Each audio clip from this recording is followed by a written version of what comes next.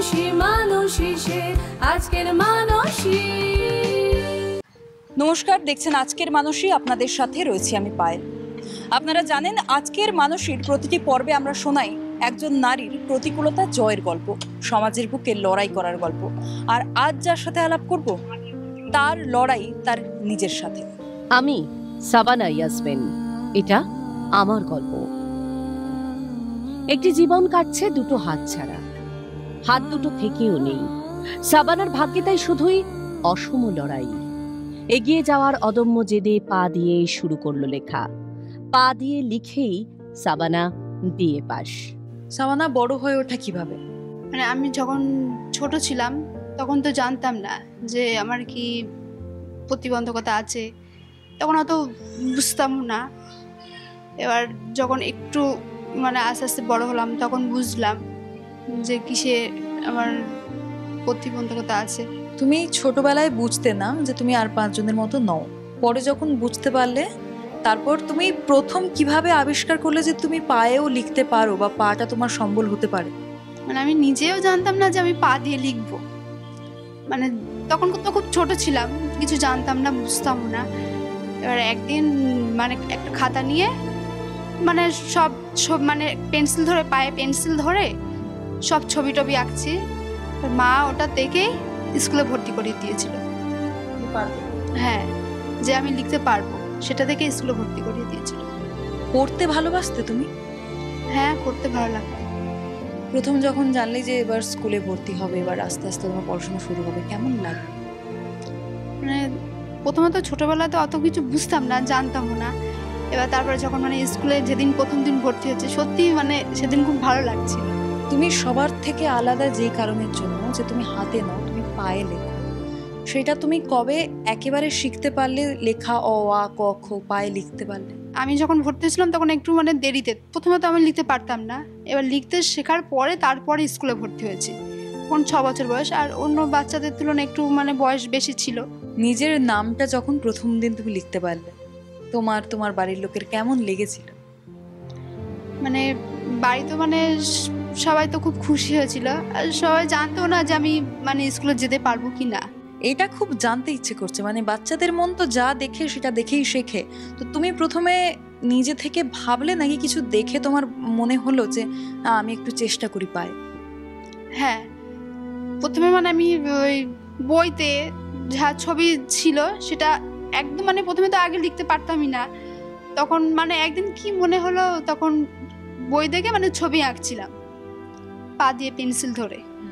প্রথম ওই ছবি আঁকি, তারপর আস্তে আস্তে ওই মানে সব বই দেখেই লেখা শিখলাম। মানে আমার মার কোনো আলাদা করে শেখাতে হয়নি, ধরে ধরে অ ক খ মানে সব দেখে দেখেই নিজে থেকেই মানে লেখা শিখলাম। তোমার বাকি বন্ধুরা যখন খেলাধুলা করছে মাঠে, তখন তুমি যেতে পারছো না, তো সেটা তো খারাপ লাগতো নিশ্চয়ই? খারাপ লাগতো, মানে ওদের মতন অত মানে ছুটাছুটি অত করতে পারতাম না, মানে ওদের মতন খেলাধুলা কিছু করতে পারতাম না। কোন হাতটাতে একটু একটু সেন্স পাও? এই যে এটাতে খাওয়া দাওয়া করো? হ্যাঁ, এটা তুমি মুড়তে পারো? সেরকম ভালো পারি না। এই যে এটা দিয়ে মোটামুটি কাজ হয়। হ্যাঁ হ্যাঁ। আর এই হাতটা? এটা দিয়ে কিচ্ছু হয় না, এটা মানে একদম কোনো নেই, জন্ম থেকেই এরকম। হ্যাঁ, এই হাতটা অনেক সরু, এই হাতের থেকে একটা যেমন একটু মানে মোটা, এটা অনেক সরু। এটা যে এই যে এত সুন্দর করে নখ কেটেছো, এগুলো কে করে দেয়? এগুলো আমিই কাটি একা একা, পা দিয়ে কাটতে পারি। ও, পা দিয়ে আর কি কি করতে পারো তুমি? পা দিয়ে মানে অনেক কিছু করতে পারি, টুকটাক কাজ যেগুলো মানে হাত দিয়ে হয় না, পায়ের সাহায্য নিতে হয়। কম বেশি মানে পায়ের সাহায্যও নিই, সব কাজে হাত দিয়ে হয় না। বাড়ির কি কি কাজ করো তুমি টুকটাক? ওই মানে ঝাঁটটা দোয়াগুলো টুকটাক করতে পারি, জল টল আনাগুলো। ঝাড় দিতে পারো? হ্যাঁ। কোন হাতে দাও? এই হাত দিয়ে। যে মেয়ের নিজের দৈনন্দিন জীবন অন্যের ভরসায় থাকার কথা, সে কিনা বিএ পাশ করে ফেলল। এবার লক্ষ্য একটা সরকারি চাকরি। সমাজের বুকে নিজের নাম খোদাই করতে চায় সাবানা, তৈরি করতে চায় নিজের পরিচিতি।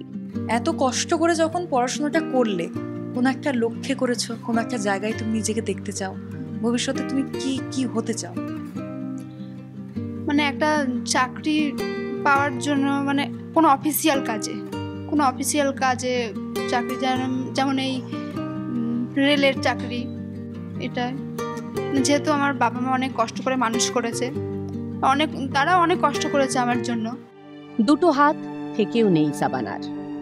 অন্য 5টা তার বয়সী মেয়ের সঙ্গে মেনে চলতে হয় স্পষ্ট দূরত্ব। এমনটা তো হওয়ার কথা নয়, কিন্তু আমাদের সমাজটাই যেরকম। আচ্ছা সাবানা, তোমার কি মনে হয় আমাদের সমাজে যারা প্রতিবন্ধী তাদেরকে কি চোখে দেখা হয়? মানে এখনো কি সেই সাহায্যের হাতটা ওদেরকে বাড়িয়ে দেওয়া হয়, সেই সহানুভূতির হাতটা বাড়িয়ে দেওয়া হয়? আমার তো মনে হয় না, তেমন কোনো আমি ধরো এই এত বড় হয়েছি, তাতে এমন কোনো সাহায্য পাইনি। মানে আমি যখন ছোট ছিলাম ধরো, তখন মানে সবার বন্ধু হয় কম বেশি। এবার আমি যখন স্কুলে যেতাম তখন আমার সঙ্গে অত মানে বেশি কেউ কথা বলতো না। ছোট থেকে আগলে রেখেছেন মা, মেয়েটাকে শিশু থেকে তরুণী করেছেন মা, মেয়ের অদম্য জেদকে সযত্নে লালন করেছেন মা। ছোট থেকেই তো মেয়ে পড়াশোনা করতে ভালোবাসে, ওকে এই পড়াশোনা করার জন্য কত প্রতিকূলতা জয় করতে হয়েছে, কত কষ্ট করতে হয়েছে। খুব কষ্ট করেছে, বৃষ্টিতে ভিজে ভিজে স্কুলে গিয়েছে, সেই ভিজে জামা ব্যাগ সারা দিন পরে থাকতো ওই গায়ে, আবার ওই ভিজে ফের ওই বৃষ্টিতে ভিজে ভিজে আবার বাড়ি আসতো। কেন ভিজতো? ওই হাত দুটো তো খারাপ, ওই জন্য হাতে ছাতা ধরতে পারতো না, ওই ভিজেই গায়ে জামা ভিজেই ক্লাস করতো। এই রৌদ্রে ছাতা নিয়ে যেতে পারতো না, হাতে ধরতে পারতো না, 2 হাতই তো খারাপ।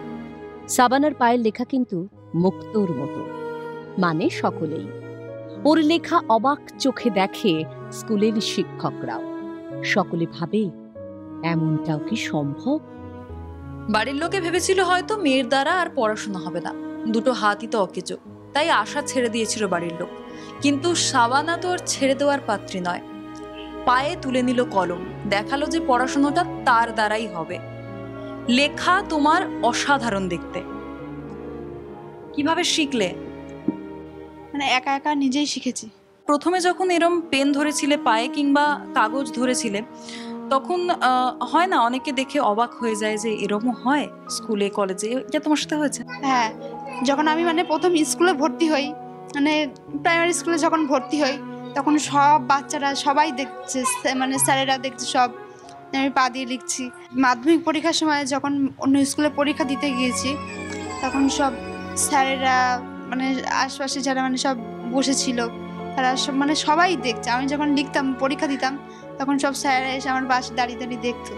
এভাবেই তৈরি হচ্ছে একটা রূপকথার গল্প, যেখানে ব্যঙ্গমা ব্যঙ্গমী চাঁদের আলোয় এক রাজকুমারীর গল্প করে। সেই রাজকুমারীর নাম সাবানা, যার চোখে সূর্য ছোঁয়ার স্বপ্ন। লড়াইটা যখন নিজের সাথে নিজের শরীরের, তখন তা জয় করা যায় না, বরং সেই প্রতিকূলতাকে জীবনের সঙ্গী বানিয়ে এগিয়ে চলতে হয়, মানিয়ে নিতে হয়। অনেক কষ্ট করে লেখাপড়া শিখেছে মেয়েটা, স্বপ্ন শুধু একটা, সরকারি চাকরি করবে সে। সেই স্বপ্নের দিকে একটু একটু করে রোজ এগিয়ে চলেছে আমাদের আজকের মানুষই। আজকের মানুষীতে চোখ রাখতে দেখুন ক্যালকাটা নিউজ। মানুষী মানুষী সে আজকের মানুষী।